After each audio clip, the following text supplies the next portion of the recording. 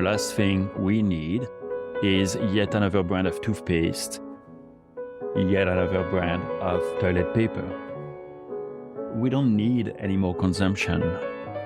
We don't need to spend any more than we already do. What, as people, and I'm not even using the word consumers, as people, what we strive to achieve is we want to find meaning and we want to make sense of the world around us. Brands that matter are the ones that help people find meaning, are the ones that help people go from who they are to who they want to become. So the hero is always the individual, it's always people. The brand only has a supporting role in that quest. The brand takes you from who you are to who you want to become.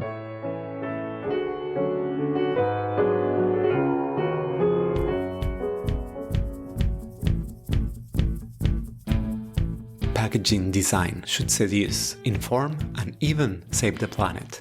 I'm BRANDERMAN, and this is BRANDERMAN, the podcast where I talk with experts to uncover what it actually takes to make a positive impact on consumers, the market, and society. Warning: keep this podcast out of the reach of close-minded marketers and designers.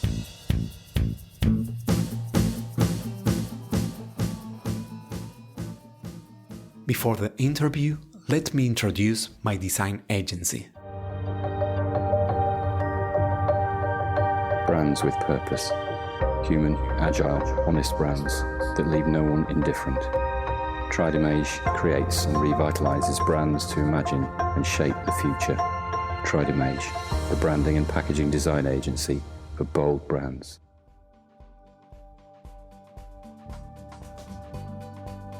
Today, I had the pleasure of speaking with Emmanuel Probst, Global Lead, Brand Thought Leadership at Ipsos, an adjunct professor at the University of California at Los Angeles. Emmanuel's background comprises over 17 years of market research and marketing experience with strong academic achievements. He's a Wall Street Journal and USA Today best-selling author of Brand Hacks and Assemblage, the art and science of brand transformation. In this episode, we talk about the art and science of brand building. Emmanuel explains the power of anti-heroes, villains, and saviors, and how they can be used to create a unique, memorable, and meaningful story for brands. He also shared his thoughts on the importance of understanding a brand, the industry, the audience, and the world before jumping into the creative execution. Today with me, Emmanuel Probst.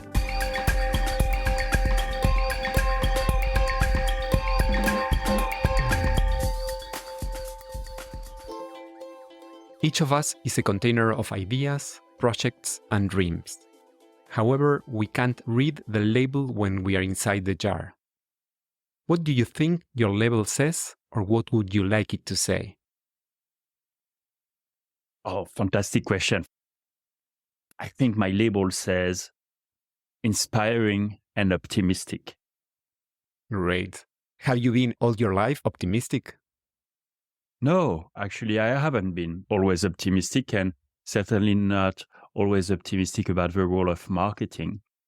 But through my work recently, I think this is an exciting time for marketers because I believe that marketing now has the opportunity to make a positive impact on people and the world around them. We are no longer marketers. We're no longer just the bad guys, if you will, the guys selling alcohol and tobacco. We also have an opportunity to help people and the world they live in. Building a brand is like a journey. It starts with defining where we are and asking ourselves where we want to go.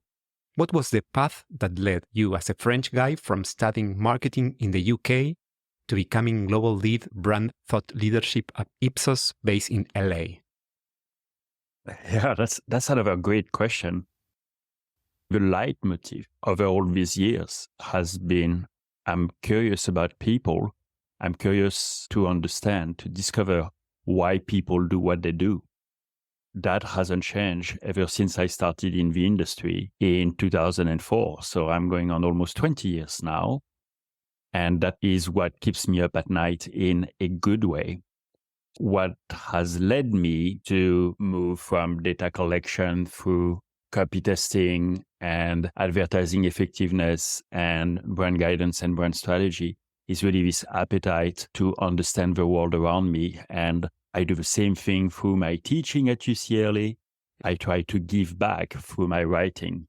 That is, provide my readers with an understanding of the world or my understanding of the world. And how did your passion for marketing begin?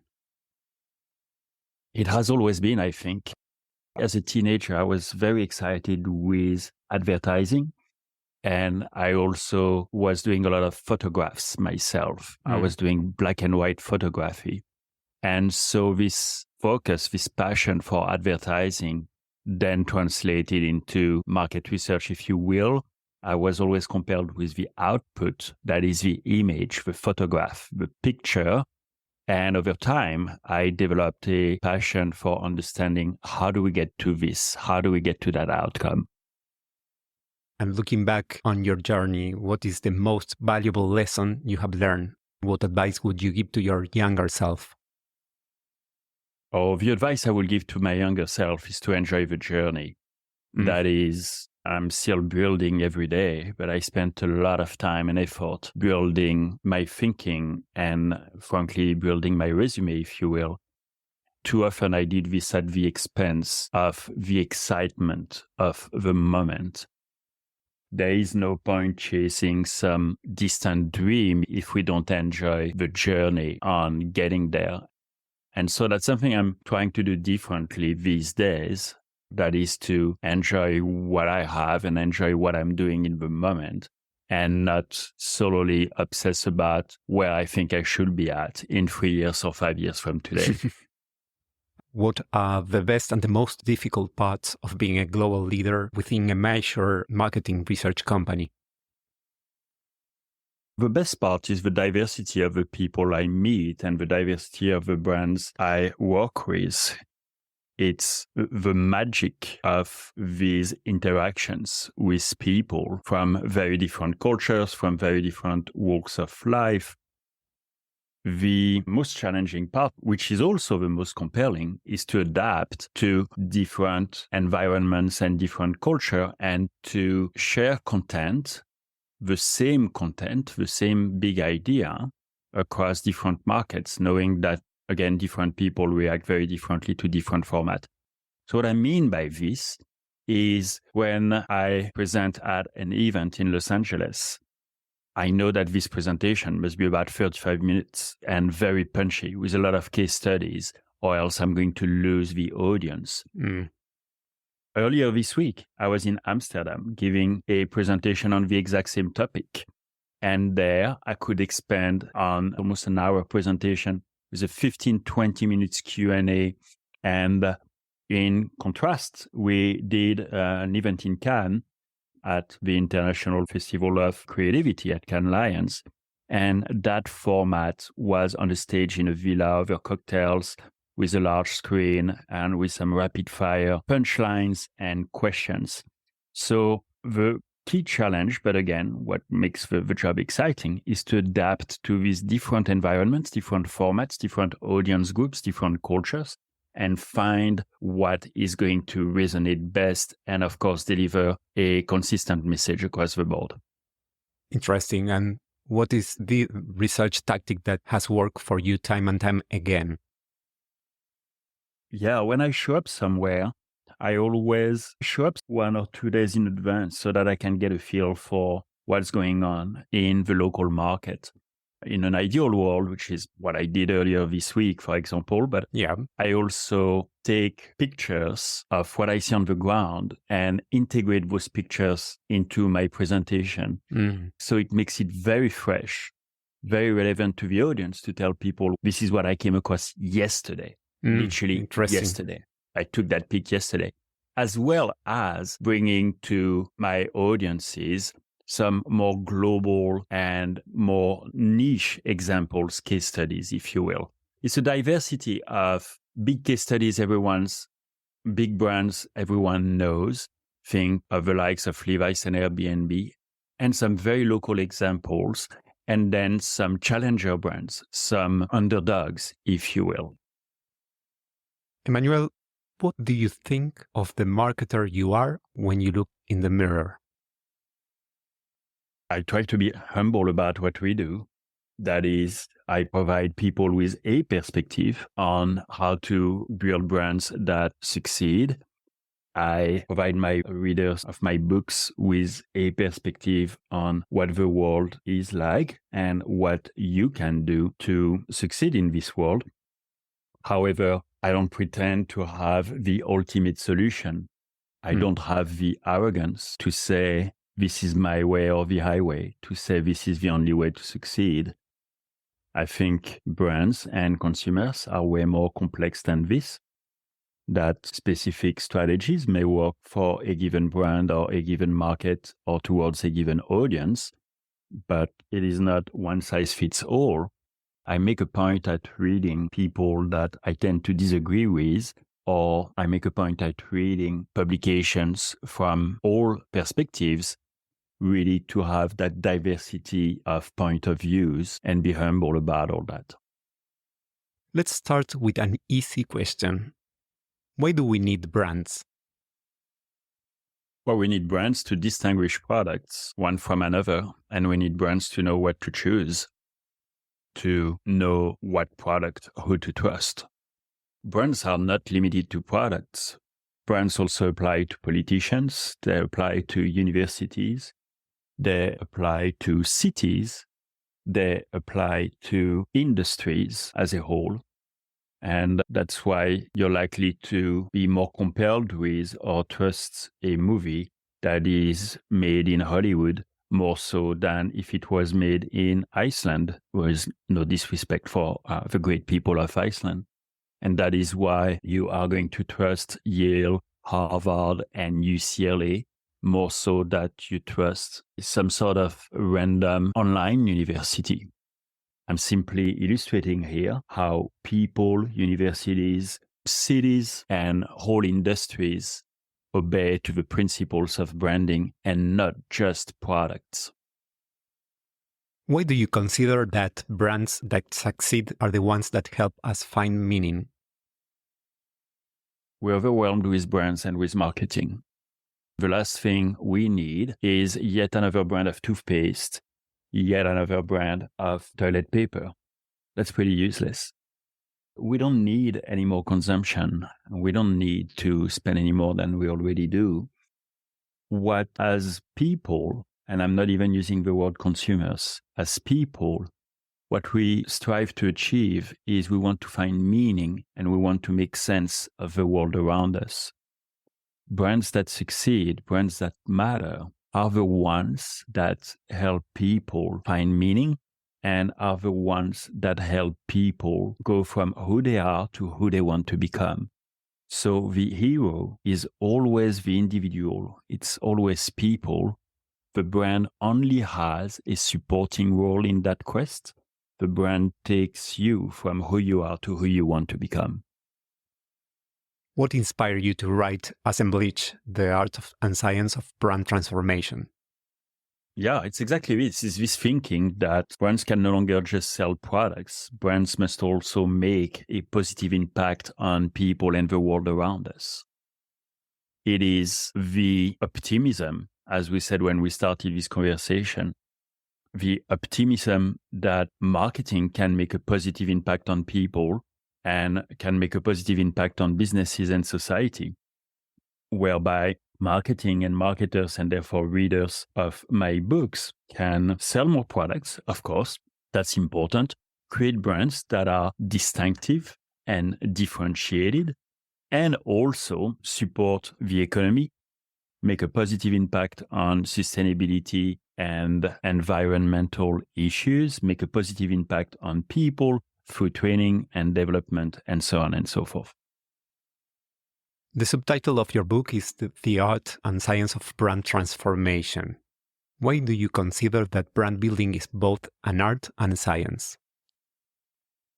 It is science because the quantitative evidence helps with providing guidance on what to do and how to do it. It helps prioritize specific segments and markets, and that's the beauty of the online world we live in. You have a lot of metrics. You can play to understand what's engaging for people and what not, and what people come back to and what not, and how to build the basket and how to increase brand fame, right? How to make your brands more prominent. But the art is that it is not the brand with the biggest budget or the largest media spend that necessarily win. It is a matter of being clever and being very creative and very unique. So the ideas are so important, most of the time more important than the media placement or simply that how much you're going to stay. Of course, money helps. That goes without saying. But what you spend is not the key to success. That's what I want to say. Why do we need brand transformation? We need brand transformation because we need brands to transform us and the world we live in.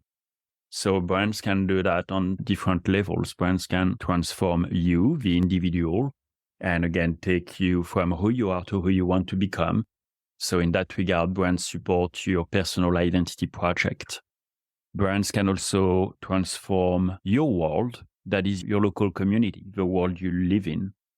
Brands can do this by making a positive impact through brick and mortar retail, for example, by engaging in the communities.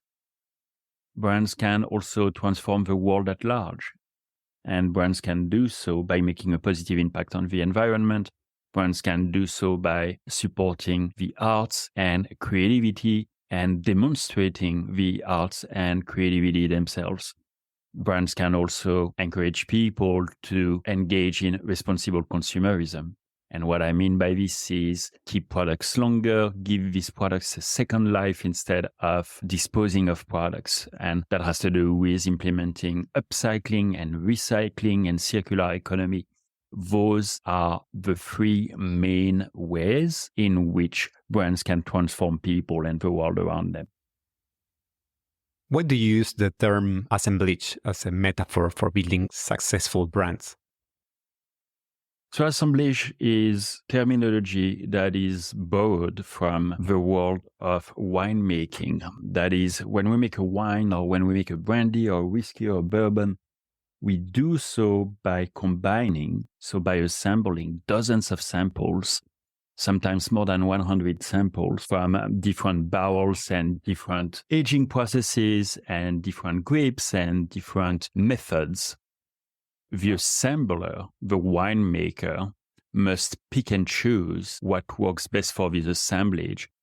And this really illustrates the art and science aspect you were asking me about earlier, whereby it is not the brand that has the most money that's going to win. It is the brand that is going, the assembler, and therefore marketers need to pick and choose carefully, but also have a vision. Most importantly, have a vision for what the brand is going to become. Why do you consider that brands now are open source? Marketers are no longer fully in control of the brand. Marketers can establish the big idea, that is the overarching idea that supports the brand, what the brand stands for. Marketers must collaborate, co-create with their audience what the brand stands for. The brand is not completely open source. Yet, to your point, the audience is keen on collaborating with the brand, promoting the brand, but also potentially canceling the brand, and even taking legal action against the brand if its claims are not substantiated.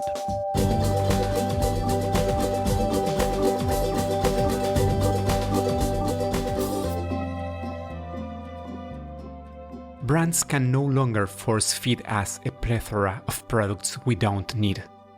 To succeed, brands must transform us and the world we live in. Can you briefly describe the 3 dimensions of the assemblage method?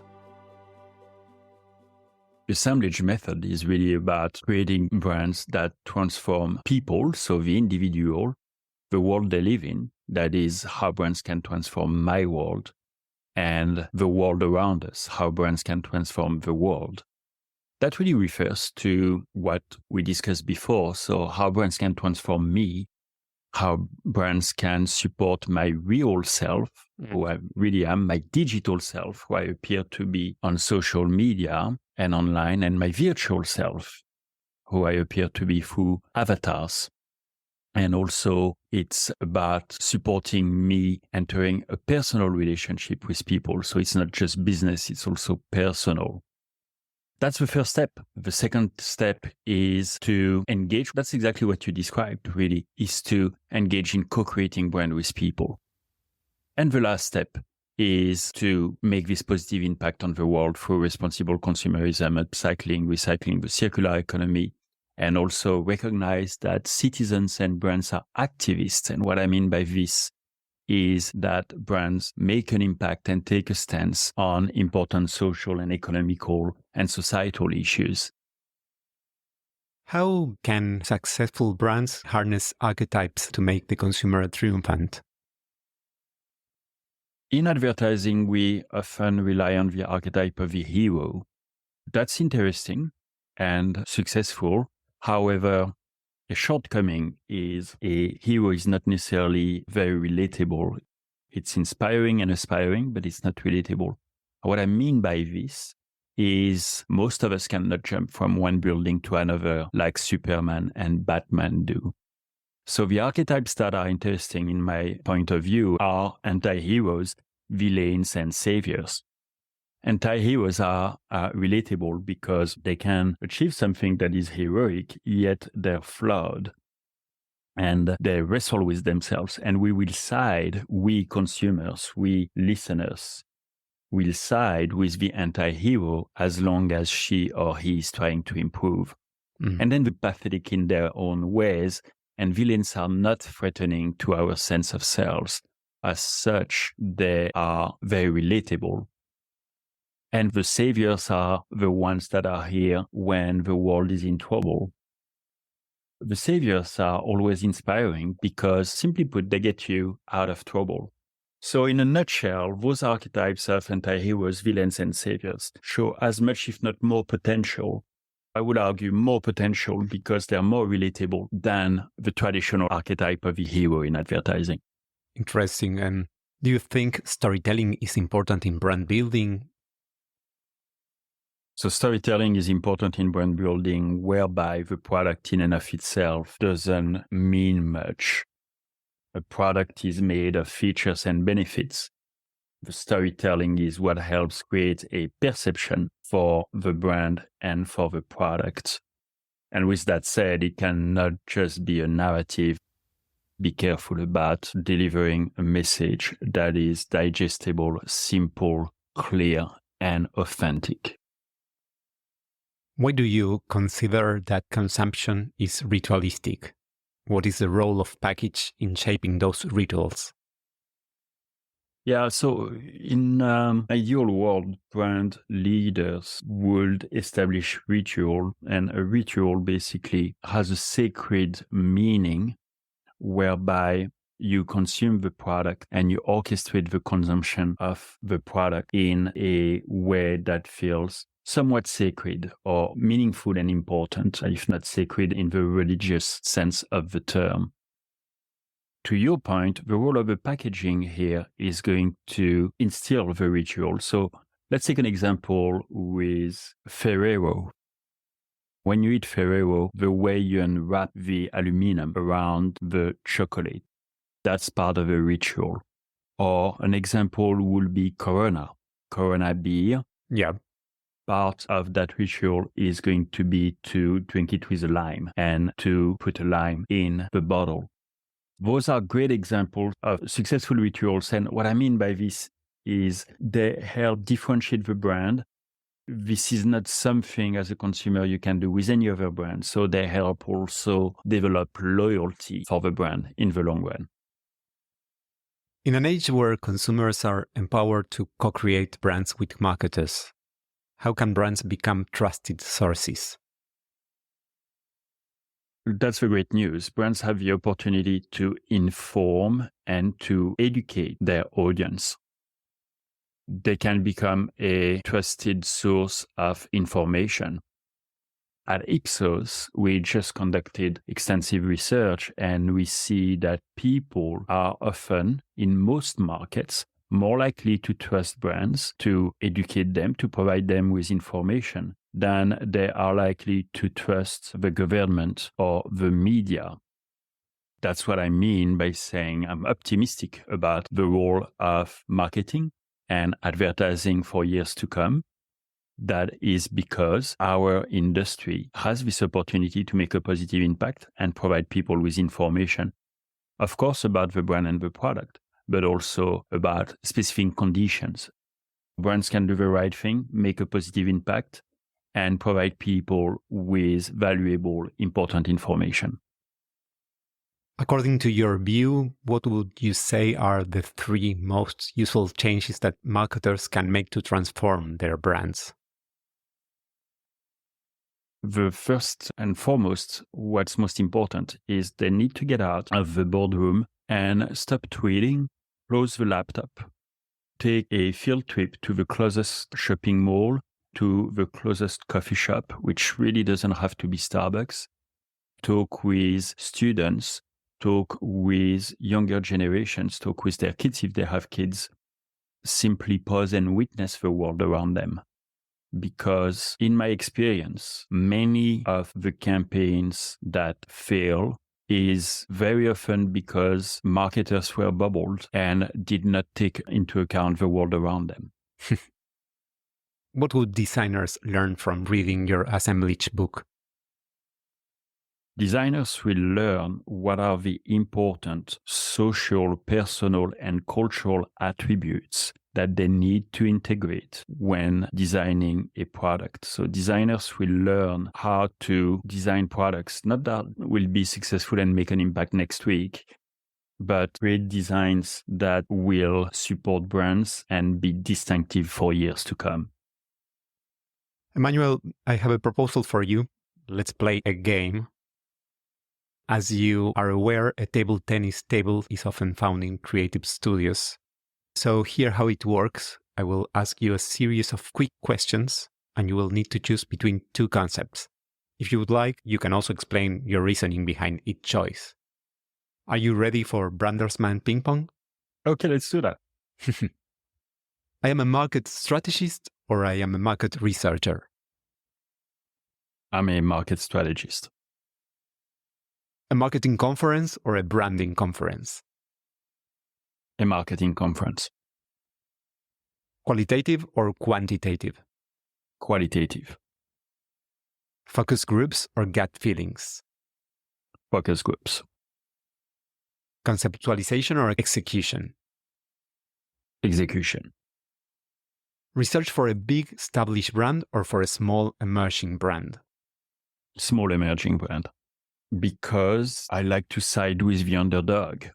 It's compelling to see people getting businesses and brands and ideas off the ground. It's particularly compelling when the environment is saturated and competitive. Leading researchers or continuing to research all your life? The latter. Just continue to research all your life. Remote work or face-to-face work? That's a tough one. It depends on what kind of work. If it's to understand people and be curious, it's face-to-face. If it's to handle tactical items, it can absolutely be remote.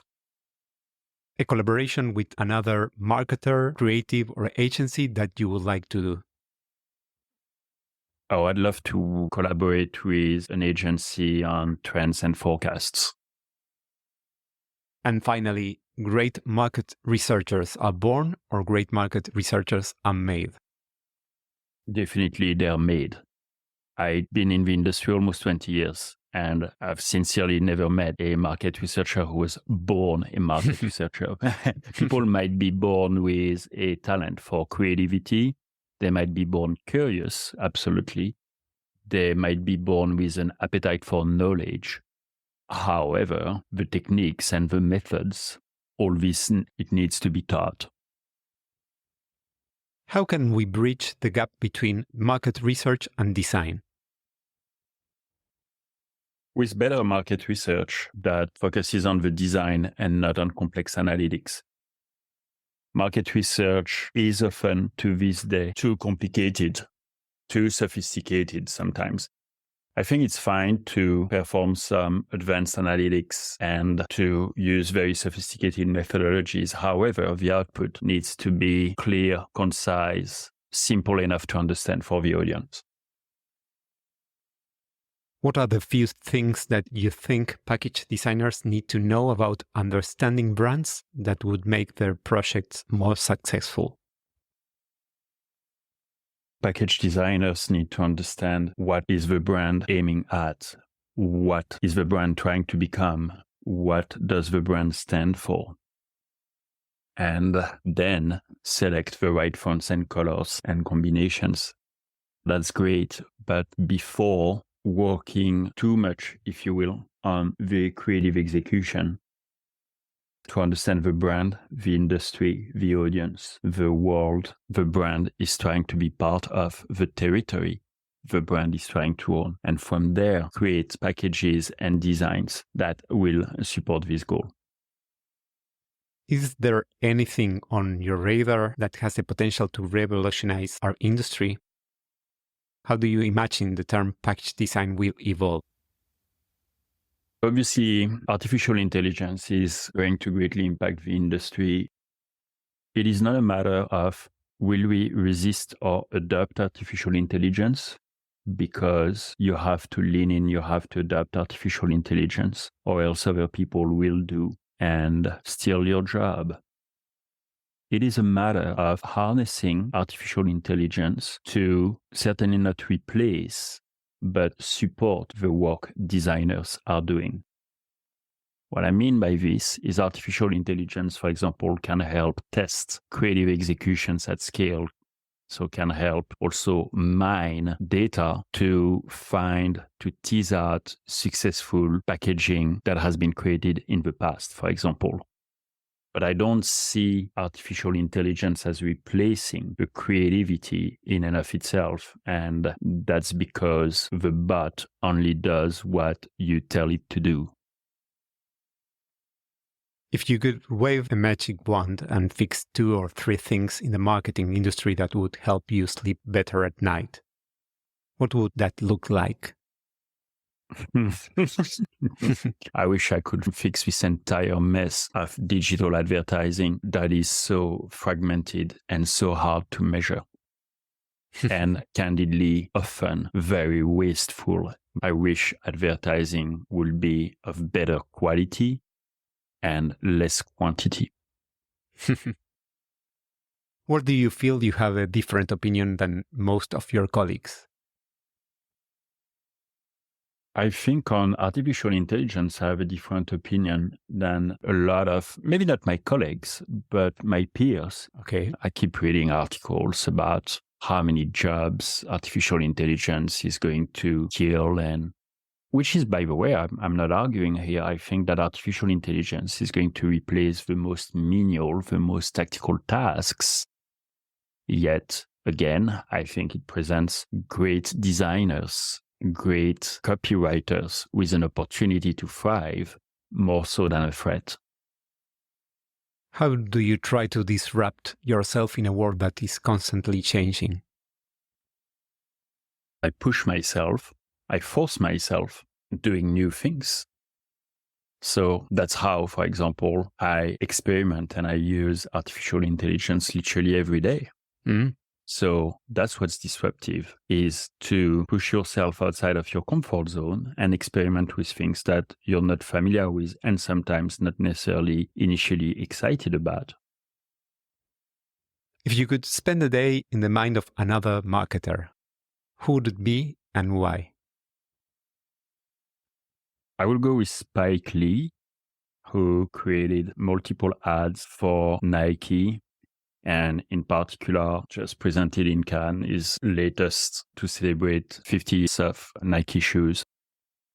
I was very compelled with the creative output, with the 4 minutes and 30 seconds movie that he showed. And I'd love to understand how his mind works so that you get to an outcome that is both extremely compelling from an artistic standpoint and very valid from a branding advertising standpoint. Interesting that you consider him a marketer, not just a film director. That is correct.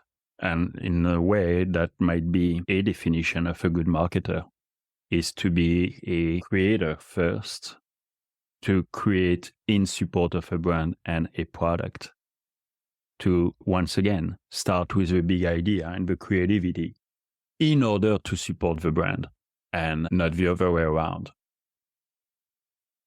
What would you like to be asked that nobody asks you? I think nobody asks me about insecurities.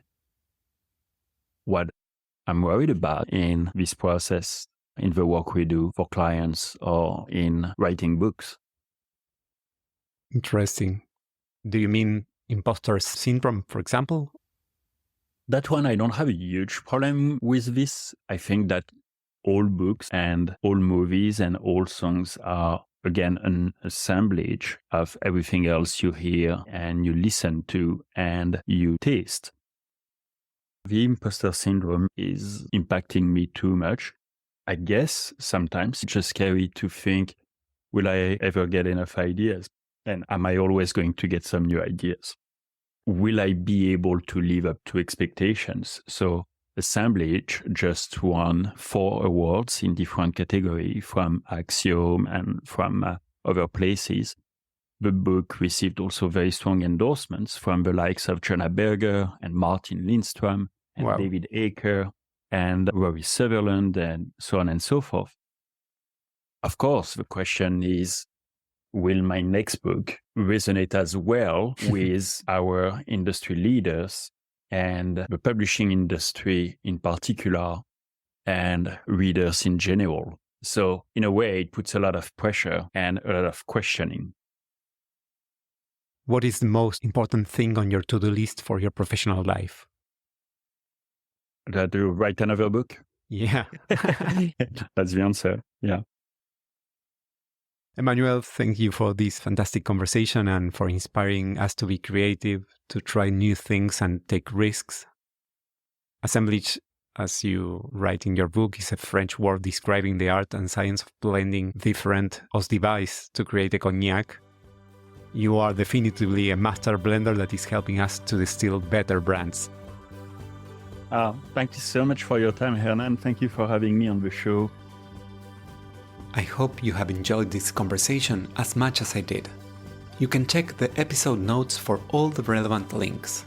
I also invite you to follow me on Instagram and on my website, branderman.design.